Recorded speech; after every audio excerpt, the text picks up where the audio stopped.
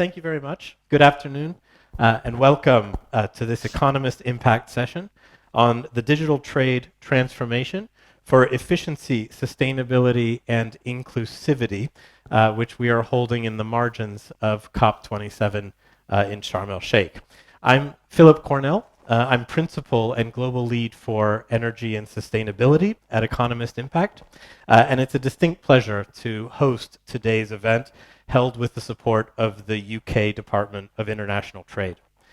In the wake of COVID-19 pandemic, climate action, and shifting supply chains, companies and countries are vying to bolster their competitiveness and to mitigate risk. Digital trade technologies offer greater efficiency, reliability, sustainability, and inclusivity in international commerce and supply chains. Technologies that facilitate compliance, move goods, handle payments, monitor logistics, and track activity can boost productivity and growth.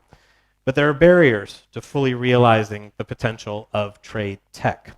Policy frameworks are lagging, and standardization and interoperability are needed. During this afternoon session, we'll be looking at the current state of play and opportunities in digital trade, as well as addressing some of the challenges around data sharing, interoperability, and inclusivity. In a moment, we'll turn to our exceptional panel of experts today to discuss some of those issues. But first, I'd like to welcome our keynote speaker for a one-on-one discussion. Kimberly Botright is Head of Sustainable Trade at the World Economic Forum, formerly at the ICTSD and at the OECD. So welcome, Kimberly. Thank you. Let's start just with a little bit about what is this trade tech? What are some of the challenges and opportunities around digital technologies and services in the context of trade? Great, thank you for the question. I'm going to take it even a step back and just think about services before we dive into trade tech itself. It's important to do that because in the context of trade, services are one of the most dynamic areas, and so it's really critical to understand how much and how fast-paced growth services are. But importantly, the role that ICT and technology has played in driving services trade growth. So you've got kind of that dual component of digital technologies driving new forms of economic activity through services trade and new opportunities. That's really happened over the last 2 decades. And then you've got the trade tech that you were referring to. And so I like to think of those in 2 slightly different categories, and they raise slightly different challenges and opportunities. In terms of trade tech, so diving into that, there I think we can look at things like artificial intelligence, blockchain, distributed ledger, and IoT. And there I think we look at how all of those exciting technologies are changing the process of trade. There I think we have a lot of opportunities in terms of efficiency, which you mentioned in your introductory remarks, in terms of accessibility, in terms of inclusion, so more businesses being able to participate through the application of these technologies. Let me just give you one example on sustainability. So we know that greater end-to-end visibility in supply chains can really help drive resilience and sustainability. It can help companies better understand where their Scope 3 emissions are. Scope 3, for those of you that aren't familiar in the climate world, sort of the real challenging area for companies to be able to address. But through data aggregation and different types of tools that are coming onto the market, there is that gives companies greater visibility on where those emissions are in their supply chain. But it can also drive resilience. So I think there was when I was preparing for this panel, one interesting stat was that at least 1 in 20 companies has faced a supply chain disruption, costing at least 100 million over the last over the last several years. Again, we're here at COP27. With climate change, we will see more of those disruptions. So again, technology can both help understand where the emissions are for a company in their supply chain and help them to manage some of the shocks that are going to happen in supply chains coming down the line. So those are some of the opportunities. Maybe we want to go on to challenges? Yeah, well, let's go on to challenges. And I want to hear also more about the services. I mean, if we're talking about digital services in trade, what are those also applications for sustainability and particularly on the challenges side? So services and sustainability. I think this is, I'm so pleased you asked this question. And in terms of my background, I've spent a long time doing sustainable trade, but I also spent several years working on digital trade. And I'm now seeing more and more people ask me this question, is where can services trade help sustainability? I think the reality is that we don't 100% know yet. We have a sense that services trade will help drive sustainability, in part because a lot of those trade technologies that I mentioned, I don't think we've necessarily looked and assessed the extent to which the trade component of services and digital services is kind of critical for sustainability. But I suspect it's there, in part because we know cross-border data flows are so critical to many of the technologies that are driving these sustainability gains. So there was some recent research that suggested that about 20 to 25% of the emissions reductions that are needed for a net zero future in the EU significantly rely on the application of digital technologies to render them both for those emission savings to happen at scale, but also for them to happen at cost. And so that's the application of those technologies. What we need to understand is how much of that application is reliant on a cross-border provision of a service or the cross-border flow of information. Yeah, and of course, it seems like the kind of trade that this is also enabling. I mean, thinking about the huge, massive increases in e-commerce, for example, have their own sustainability impacts, and these kind of services and tech is helping us to trace a lot of those kinds of impacts. You mentioned about sort of the importance of those cross-border trade and movements. Clearly, a lot of that has to do with frameworks and what sort of trade agreements are guiding the application of either these different kinds of trade tech or the digital nature of those agreements. Maybe you can talk a little bit about what is the situation inside trade agreements when it comes to digital trade. I'd say the situation is mixed. Yeah. So on the one hand, we have long-standing free trade agreements that address things like electronic transactions, consumer protection laws, and regulatory coherence around that.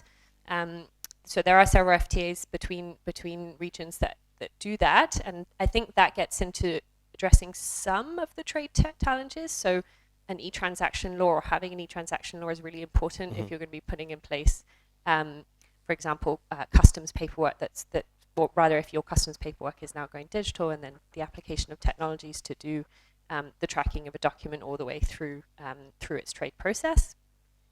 But then if we come on to the way that FTAs deal with services, and particularly with digital services, I think this is much newer territory for free trade agreements. Some, again, do. So the updated USMCA, the CPTPP, have provisions on cross-border data flows in particular. That's a really big challenging area, speaking of challenges.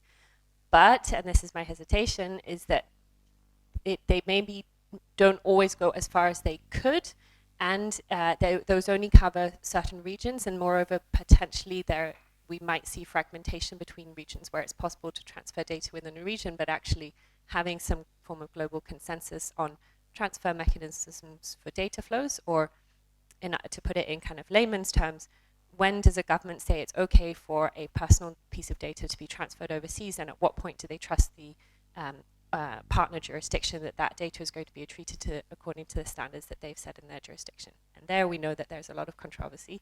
That's just on personal data, and we're seeing a lot more regulation now also on non-personal data. So then once you have lots of different regulation in different markets, you have the challenge of the business face of huge regulatory heterogeneity, and the challenge of complying with that and making sure that they're not running afoul in different markets, even as they try to run these systems and use these technologies that are supposed to be aggregating data from lots of different places. Yeah, which goes to the next question. I mean, if we're having these kind of systems that are actually aggregating the data, if we have the rise of different kinds of platforms that different sort of actors within the supply chain are using, how much are the rise of those kinds of platforms actually helping to standardize, for example, the exchange of data, and how much is it still dependent on trade agreements or sort of political decision? In terms of the platforms, I would be interested to hear from experts, industry practitioners, so I'm curious to listen to the panel. In terms of the trade policy and free trade agreements, those are tools that governments use to reduce trade barriers in this case could be regulatory friction, or it could literally be a trade barrier, such as a rule that says you cannot move the data out or you can't provide the service in a market. And that is a question of politics, which I think is also one of the big challenges at the moment. Is we're probably living in an age of radical geopolitics and further radicalization of geopolitics, which means achieving consensus on these commercial issues that nonetheless have a value-based decision behind them about the way that data is treated is really challenging. Yeah, and I think we've seen, recently a lot of headwinds for sort of multinational trade agreements, not only sort of in Europe and in the Pacific, but as you say, with the change in sort of politics and the political cycle. What are some examples that you can see going forward that gives you optimism about the inclusion of digital aspects in sort of the new trade agreements that we see on the rise, and how do we overcome some of those challenges of fragmented trade at the political level? Yeah, it's throwing me in a deep end there, but I think in terms of the optimism, definitely the progress that's been made in regional settings. So we have seen a lot of good progress within Asia and APEC with what they've achieved with their cross-border privacy rule framework, and then also coming on to ASEAN, which has developed several transfer mechanisms between themselves. So they have model contractual clauses that are quite similar to sorry, my microphone is falling off, that are quite similar to the EU's approach of using standard contractual clauses, so business use those to indicate that they are compliant and can move the data. So that's kind of really interesting progress that's being made. We've also seen several nations, such as Australia, Singapore, and now also the UK, striking or looking to strike digital-specific trade agreements, which is really positive and provides, I think, the space for policymakers to have those complex conversations.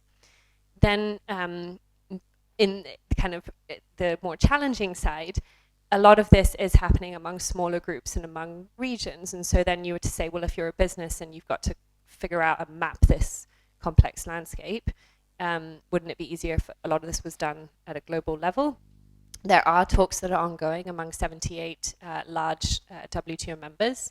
And while those are making good progress on things like e-transactions, probably that was relatively low-hanging fruit, that most of them already had a relative consistency in those laws, but there's a division among those members around things like cross-border data flows, which is the much more trickier topic.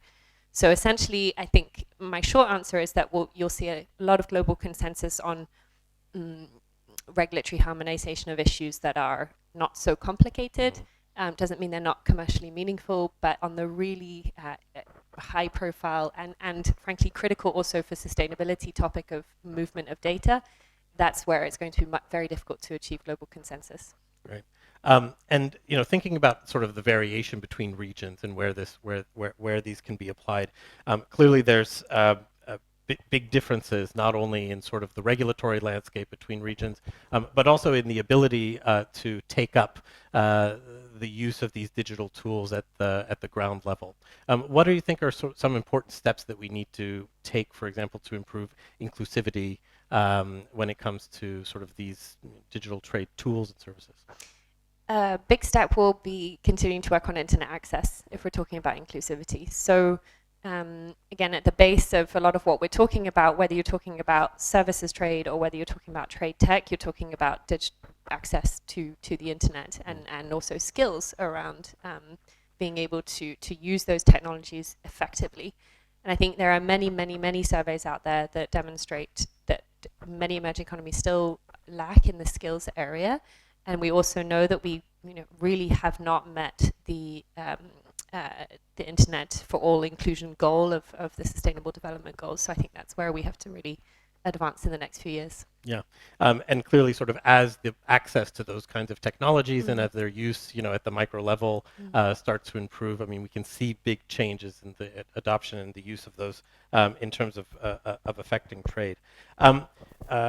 What is the role, for example, of those different stakeholders in ensuring things like inclusive growth? So you talked a little bit about the skills building, about things like internet access, but are policymakers and regulators on the right track when it comes to that now? I think it depends on region. Again, I'll point to ASEAN where I have more familiarity, but there's been a lot of good progress, and I think also they really have leveraged the opportunities of the COVID-19 pandemic. So again, there are a few surveys out there that demonstrate just the sheer rate of increase of digital tools during the pandemic, whether it was for payments, shopping online, education online. These were critical ways for the economies to keep running and for people to feel included.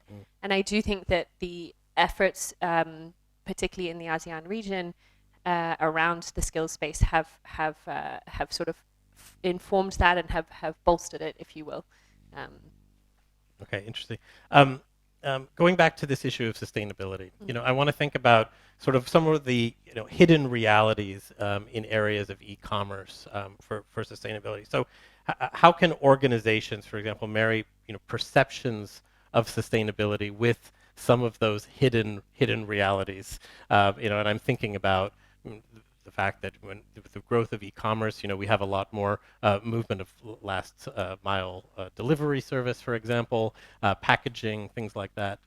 How do we think about those in the context of some of these digital services and the rise that they imply? Yeah, I think it's a really important question because indeed e-commerce in some respects, or sometimes when you read digital and sustainability, folks say, well, we've got digital services and e-commerce and everything goes online, so no carbon footprint, no physical carbon footprint. But you're absolutely right that e-commerce has to have a last mile component. And actually, I think when we think about the last mile, that's probably one of the easiest areas within mobility to lower emissions around because it's not a plane, usually, it's not a ship. Those are critical, hard to abate sectors, and we need to do a lot there. But in the last mile, it's going to be usually trucks or cars or this kind of thing, which we can move to electrify relatively rapidly. And again, technology plays a critical role in driving the electrification of transport infrastructure, including at the last mile, and in creating the right kind of charging infrastructure, for example, because it's all well and good to just say, let's electrify vehicles, but then you actually need to charge them, and then your cities and your towns need to have the right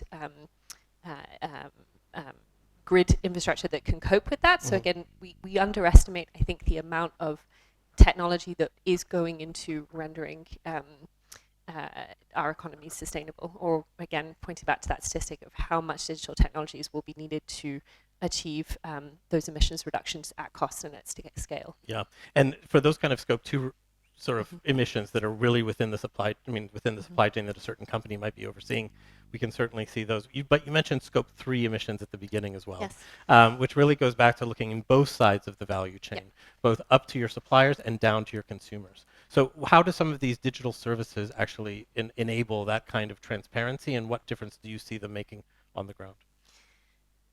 Big question. I think that overall, again, I think that data aggregation is helping companies to get a sense of where their emissions are. And we do obviously have, as you all know, big challenges around mapping and qualifying what's scope 2 versus scope 3, and different people's scope 2 is someone else's scope 3, etc.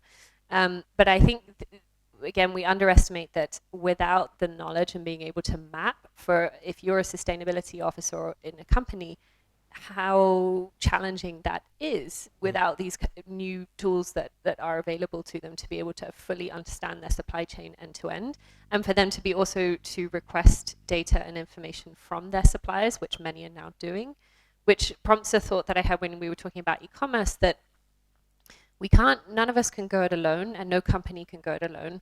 And I think we also underestimate the potential of demand signals, or we underuse the power of demand signals in supply chains to be able to signal that I wish to only procure and buy a certain sustainability, a certain kind of CO2 standard product or lower emissions product or service within my supply chain. And so again, I think having a clear view of the supply chain and the way that technologies can help, and well, I should say technology, the way that data aggregation can help with that, is really helpful for making those purchasing power decisions. Yeah, sort of. And if we want to stand up things like advanced market mechanisms to set up those kind of demand signals, we need to know exactly what is sort of the carbon, the carbon factor coming in within each product that you're actually sending forward.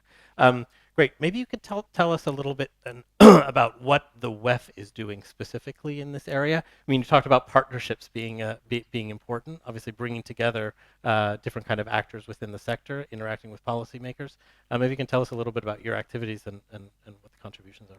Sure, I'll mention, we do a lot of things. I'm sure like many of you in the room, I'll mention three things. The first is my colleagues here, my climate colleagues here at the COP do a lot of work on this procurement piece within the supply chain. So we have the First Movers Coalition that's particularly about large consumer-facing firms sending demand signals to the hard-to-abate sectors. So a consumer-facing company might decide to procure low-carbon or zero-carbon aluminium, for example. So we have a series of sectors that are available, hard-to-abate sectors, and then we work with those consumer companies to make demand or buying pledges. So that's quite exciting, and we've just had John Kerry on a panel over at COP27 talking about this, so do go onto our website and learn more. And then in terms of where I sit on the trade team, and we're looking at sustainable trade, we're really trying to feed that quite exciting private sector supply chain demand element into trade policy conversations and trying to help trade policymakers understand what is their role in sending a cross-border or sort of effective market signal for the green products that we want.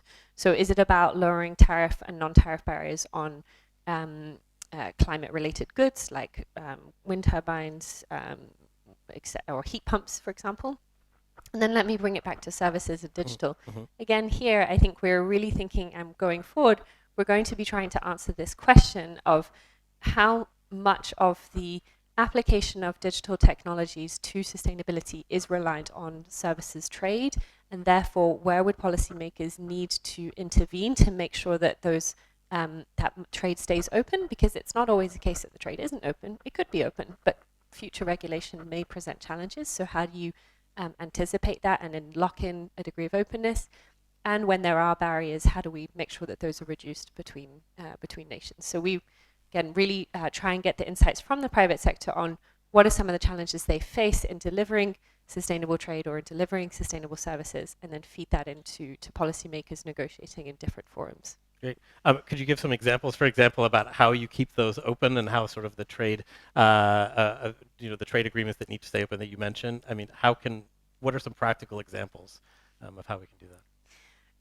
Well, so what I was implying there is that in some instances, a trade agreement will lower a particular barrier. So it might commit to opening up a certain services sector where previously you were not allowed to provide services, or if there was a localization issue, they might agree to have no forced data localization between the two parties, and then the party would have to remedy. But usually forced data localization commitments in free trade agreements have tended to occur between parties that do not have those. It's easier for them to commit, but that's not meaningless, because what they're doing when they commit to that is ensuring that when they regulate in the digital economy in the future, they won't put in place a forced data localization measure or even have something that approximates that. And that's really important for creating business certainty.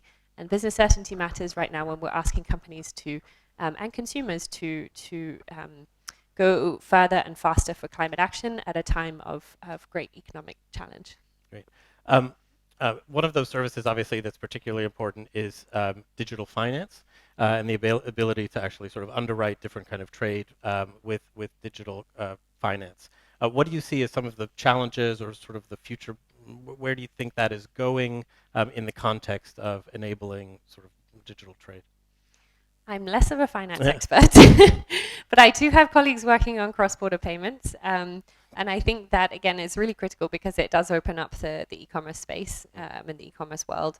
But I know from talking to colleagues that the challenges around payments interoperability is massive. So really, when we talk about digital payments and e-commerce at the moment, it's something that I think exists more in theory than in practice. There are some good examples, but in general, digital payments tools tend to be more localized. There are some exceptions, but so I think we need to, again, think about that as an opportunity to, if we're going to, if one of our arguments is that sustainability is increased through more online services trade and less physical, which I think is, to some extent, there is some validity in that, then again, we need to think about how people get paid across borders. And that's a really important area of work.